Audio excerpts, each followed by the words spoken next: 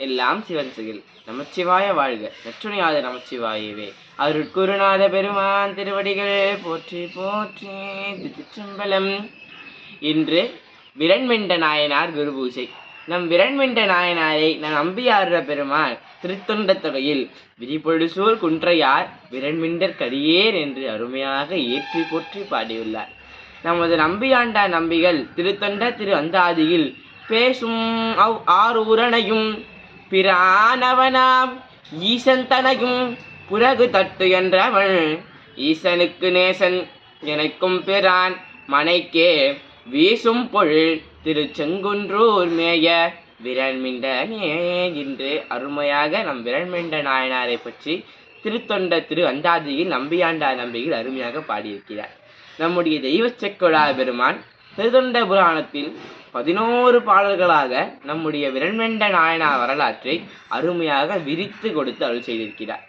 முதலில் நாம் விரண்மெண்ட நாயனார் வரலாற்றை சிந்தனை செய்வோம். சிற்றம்பலம்.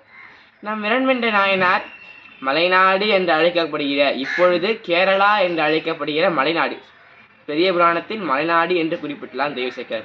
மலைநாட்டில் திரு செங்குன்றூர் என்ற ஊரில் அவதாரம் செய்தவர் நம்முடைய விரண்மெண்ட நாயனார். விரண்மெண்ட நாயனாருக்கு என்னன்னா, எல்லாம் வல்ல பெருமான் எழுந்தருள் இருக்கக்கூடிய அனைத்து ஆலயங்களுக்கும் சென்று அங்குள்ள பெருமானையும் அடியார்களே மிக மிக மிக அன்பாக பணிவோடு வழிபடுவாராம் நம்முடைய விரண்மெண்ட நாயனார். அதே போல் ஒரு நாள் திரு ஆரூர் எல்லாம் வல்ல பெருமான் அருமையாக தியாகேச பெருமான் எழுந்தருளி காட்சி அளிக்கக்கூடிய ஊர் திருவாரூர். அந்த ஊருக்கு சென்று திருவாரூர் தியாகேச பெருமானை அழகாக வழிபட்டு தேவாசிரியர் மண்டபத்தில் அடியார்களுடன் கூடி நம் விரண்மெண்ட நாயனார் அமர்ந்து கொண்டு இருக்கிறார். அப்பொழுது தியாகேச பெருமானை வணங்குவதற்காக வந்த நம் நம்பி ஆடுற பெருமான் தேவாசிரியரின் காவணத்தில் அமர்ந்திருக்கக்கூடிய அடியார்களை, இவங்கை போல் பழுத்த அடியார்களை நான் எப்படி வழிபட எனக்கு தகுதி உள்ளதா என்று மனதாலே வழிபட்டு சென்று விட்டாராம்.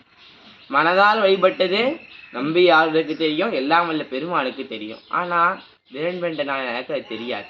விரண்மெண்ட நாயனார் யார்? அவர் அடியார்களெல்லாம் இங்கு இந்த திருக்காவணத்தில் அமர்ந்திருக்கிறோம், யாரையுமே பார்க்காமல் வணங்காமல் செல்கிறாரே என்று கேட்டால் அவர்தான் நம்பிரான் தோழர் நம்பி ஆரூரர். அது மட்டுமல்லாமல் இந்த அடியார் கூட்டத்துக்கே அவர்தான் தலைவர் என்று சொல்றாங்க.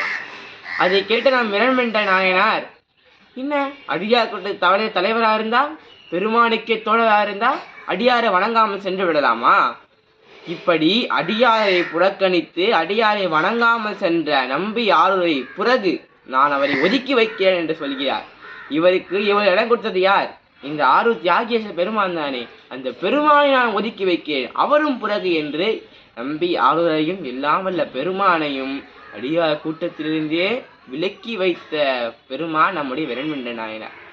இதை கண்ட பெருமான் நம்பி ஆருடையும் ஓடி வந்து, பா விரண்மிண்டர் என்னையும் முன்னையும் அடியார் கூட்டத்திலிருந்தே பிறகு என்று சொல்லிவிட்டார். அதனால நீ என்ன பண்ற, போயிட்டு அடியார் பெருமையை பாடு என்று பெருமான் சொல்றார். அது நம்பியார் பெருமான் சொல்றாராம், பெருமானே நான் உன்னை பத்தி பாடுறதுக்கே ரொம்ப கஷ்டப்பட்டேன். உன் அடியார் எப்படிப்பட்ட அடியார்கள், அவளை பற்றி நான் எப்படி சாமி பாடுவேன் என்று எல்லாம் வல்ல பெருமானிடம் நம்பி ஆறுத பெருமான் கேட்க, எல்லாம் வல்ல பெருமானே இல்லைவாழ் அந்தனதம் அடியார்க்கும் அடியேன் என்று ஒரு வரியையே நம்பியார பெருமானுக்கு அடியாக எடுத்து கொடுக்கிறார்.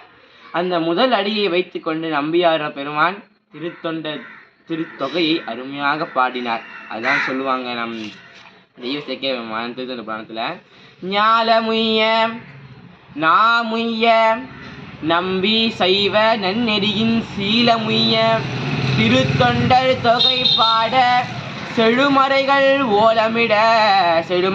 ஓலவிடமும் உணர்வு அறியார் அடியாருடன் நாம் உளது என்றால் ஆழம் அமுது செய்த பிரான் அடியார் பெருமை அறிந்தார் யார். அப்படி விரண்மெண்ட நாயனார் மட்டும் அன்று பிறகு என்று இருவரையும் ஒதுக்கி வைக்காமல் இருந்திருந்தால் எல்லாம் வல்ல பெருமான் மூலமாக நம்பியாளர் மூலமாக நமக்கு திருத்தொண்ட தொகை கிடைத்திருக்காது. அதுதான் ஞால முய்ய நாமுய்ய நம்பி சைவ நன்னெறியின் சீல முய்ய. விரண்மெண்ட நாயனாரால் தான் இந்த ஞாலம் முயந்தது. ஏன் திருத்தொண்ட தொகை விரண்மெண்டு கிடைப்பதற்கு விரண்மெண்ட நாயனார் தான் ஒரு முழு முதற் காரணமாக இருந்தார். எனவே விரண்மெண்ட நாயனாரால் தான் நமக்கு திருத்தொண்ட தொகை கிடைத்தது.